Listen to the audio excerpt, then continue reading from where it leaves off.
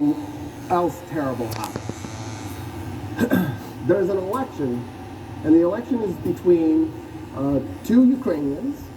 One guy is Viktor Yushchenko, and the other guy is Viktor Yanukovych. And if that bothers you, it drove me nuts too. It took me a long time to get it straight in my head. I got it straight in my head. Viktor Yushchenko was a pro-U.S., pro-European Union politician. Viktor Yanukovych was a Russian agent, pro-Russian.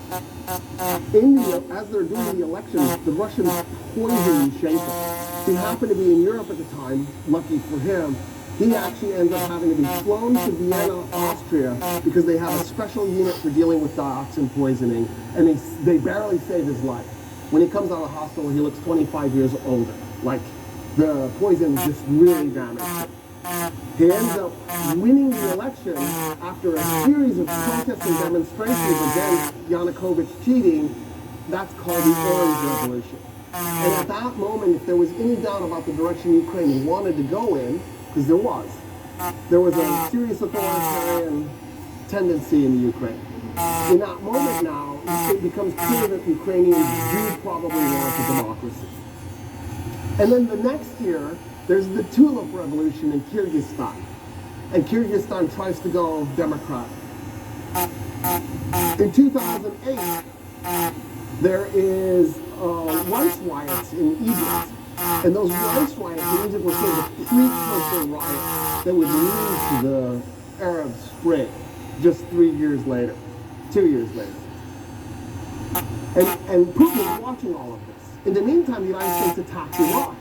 In 2003, Putin's tearing his hair out going, stop attacking Iraq, why are you doing this?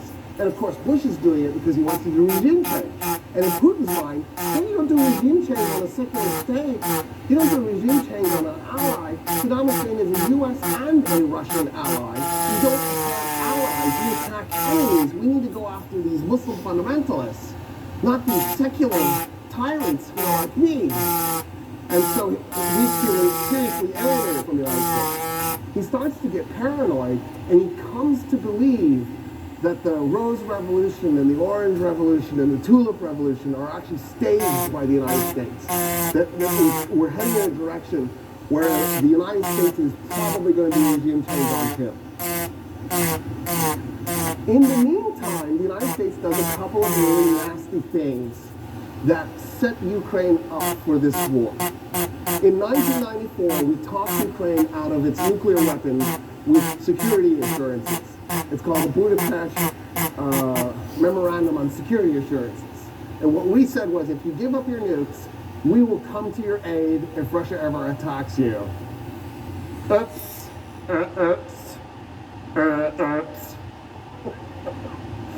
Oh wow, we broke our word again. If that wasn't enough, we do another really big mistake in 2008. In 2008, at Bucharest in Romania, there's a NATO conference, a NATO summit. And at the summit, the United States, George Bush Jr., is insisting that Ukraine become a NATO member. But NATO doesn't want Ukraine to join because they're worried it'll antagonize the Russians. The compromise they come up with is that they're going to make a declaration that Ukraine and Georgia will join NATO. They will join NATO. In return, they won't. So there will be a declaration that they will, but the compromise is that they won't. Okay? It's the worst possible thing to do in that moment. Either declare they won't and don't let them in, or declare they will and then let them in. Don't declare they will and then don't let them in. At that point, you're better off declaring they won't and then let them in. And the reason it's the worst possible outcome is because now it's in Putin's mind that at some point down the road, Ukraine and Georgia are going to join NATO. His response is the following. There were two breakaway territories in Georgia, South Ossetia and Abkhazia. The Russians are supporting both. He tells the South Ossetians to begin an artillery barrage in Georgia against Georgian forces. President Saakashvili, there, I got it. Saakashvili. I knew I'd get it eventually if I stopped thinking about it. The president of Georgia goes to George Bush Jr. and he says, hey, we've got a really weird problem here. It's really, really awkward. We've got a breakaway territory attacking us. We really just want to re-annex it. We want to go in there and conquer it and put it back into Georgia. But we don't dare do this unless we know the United States has our back, because if we attack South Ossetia, even though they're attacking us, the Russians will come after us. George Bush Jr. goes, yeah, we've got your back. If you go after South Ossetia, don't you worry about it. Georgia attacks South Ossetia. The Russians start pouring over the border and they're tearing the Georgians to pieces. Saakashvili is like, all right, where's the aid? You promised to back us. And what we did was we loaded up Georgian soldiers who were in Iraq, fighting for us in the Iraq War, on the planes and flew them to Georgia. And Saakashvili's like, okay, where's the aid? And Bush goes, that's it. He goes, your aid was to send our soldiers to die? No, we need you to come to our aid. And that's it. We just walked away. We set Georgia up to get attacked by Russia and then just walked away. In 2007, before this even happened, Putin made a speech where he was in front of the European Union and NATO members, and he called out the United States especially, but he also attacked the European Union. And he said, Russia can't feel safe under these circumstances. You're too aggressive. You're pushing on Russia's borders. And there might be truth to that. But there also might be some paranoia too. In any case, Russia had a 2-term limit. In other words, Putin's done in 2008. He needs to step down. He steps down, and then Medvedev, his ally, becomes the new president of Russia, and then Putin becomes the new prime minister. In other words, Medvedev and Putin switch places. So now Medvedev is the guy running Russia as the president, and Putin's the number 2 man. At the end of the 4-year term, Medvedev gets up in front of the Russian people, and he's crying. And he says, I'm not running for another term. I'm done. And the Russian people go, oh, this was all a scam. It's Putin all along. He's been pulling Medvedev's strings all along. But here's the crazy thing. While Medvedev was president, he had loosened up strict restrictions on Russia and allowed more freedom of press, more news media freedom. There were protests, and he allowed them to be in the streets. And so Putin wants to get back into the presidency to reverse all of that and send Russia back into the authoritarian direction he wanted it in all along. So Putin's running in 2012. There's over-the-top cheating in the election. People take to the streets and they're protesting. And in the middle of the protests, 1 year after the Arab Spring, Russia is thinking the Arab Spring has come to Russia. Because you got to remember, the Arab Spring wasn't just in the Arab world. It went pan-global. It started in the Arab world, and it's easier to name the countries that it didn't go to than it is to name the countries that it did. It even came to the United States. In the United States, the Arab Spring was called Occupy, right? The original Arab Spring in the United States is when Democrats took over the Madison, Wisconsin legislature, the building, the Capitol building. They took it over. There were people in downtown Cairo holding up signs and said the people of Egypt stand with the people of Wisconsin. As the Arab Spring was going pan-global. Putin wins the election, takes office, changes the Constitution, makes it so that the terms are 6 years long and there's no more term limits. He abolishes the ability for the Russian people to elect their own provincial governors. They're now appointed by Putin, and he establishes an authoritarian state again. And he deletes any attempt that the Russians had to be a democracy. In his last election, which was in 2018 now, that there's 6-year terms, there were people walking into the phone booths with their phones and just recording the cheating, and the cheating was just over the top. Like they're literally grabbing pre-filled out ballots and stuffing them. And so there's like no doubt anymore that Russia is no longer a democracy in any way, shape, or form. Anything that Yeltsin had tried to do is gone. Pretty recently, I want to say 2016, 2015, the United Russia Party, Vladimir Putin's party, the United Russia Party, declared an ideology. So, not all political parties have an ideology. For the longest time, the Democratic and the Republican parties were unideological. They were umbrella parties. It didn't matter what you believed. You became a member because you liked their logo. I don't know, something brought you to that party, but it wasn't ideology. The United Russia Party, about 6 years ago, declared an ideology finally, and what they declared was that they were Russian conservatives. So if there was any doubt that the United Russia Party, whether it was left-wing or right-wing, it's over now. It is a right-wing party. That is its official position. In other words, this trend towards the right is linked really dramatically with anti-LGBT rights policies and anti-women policies and authoritarianism. They are interconnected. Let me tell you another story. But before I do, I need to pace myself, so let me just double check my time. So, there was a really important question that was being asked in 1932 in the United States. And that really important question was, how were we going to proceed now that we were in the Great Depression?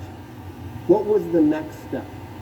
So before 1932, if you were a conservative or you were a liberal, it didn't quite exactly mean what it means today, but you can see the seeds of what it means today. So the conservatives before 1932 were people who believed that capitalism was perfect in its pure form. So perfect, in fact, that many conservatives believe that the invisible hand moving the economy, that concept of supply and demand, was actually God. It was actually Jesus Christ himself intervening in the economy and designating the price of rice and sugar and cars and refrigerators. He's a very busy guy. That's how seriously they took capitalism. So when the economy tanked, the conservatives believe the way we got out of that, the way we got out of the Great Depression, was we let it go its course, and we let people suffer, and we let the economy be ruined.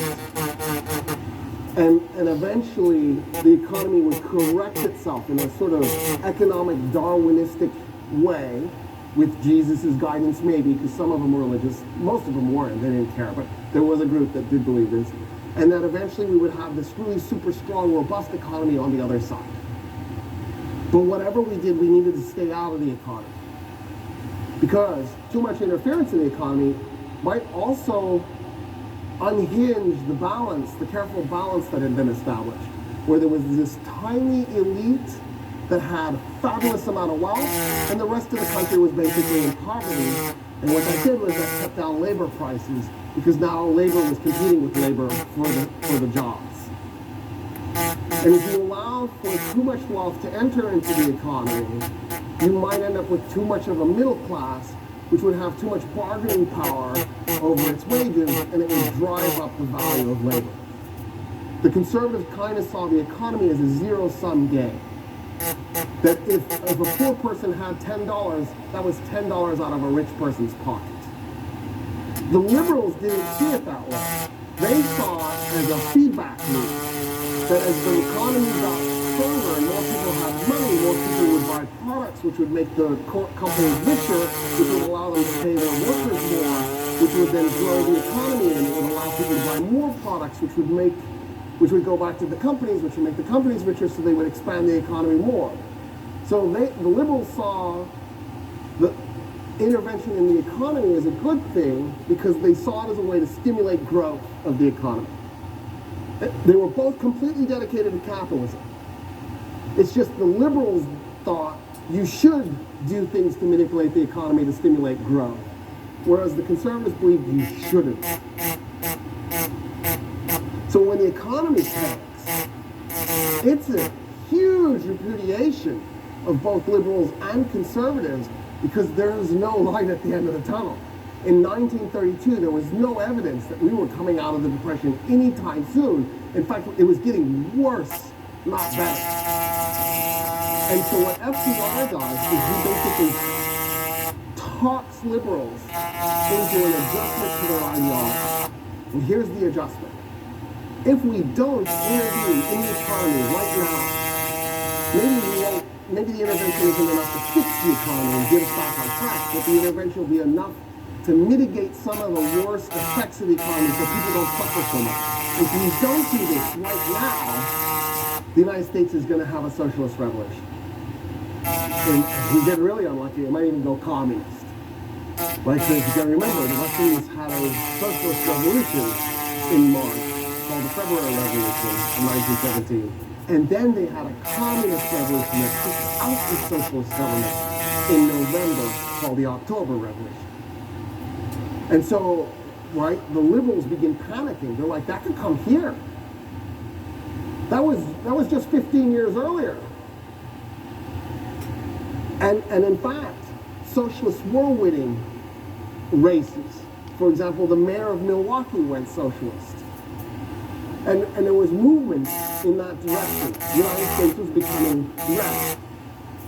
And so what the 1932 election is it's a contest between the conservatives who believe we should just let the Great Depression work its way out, and the liberals who are saying, no, the only way we're stopping from going socialist is if we directly intervene.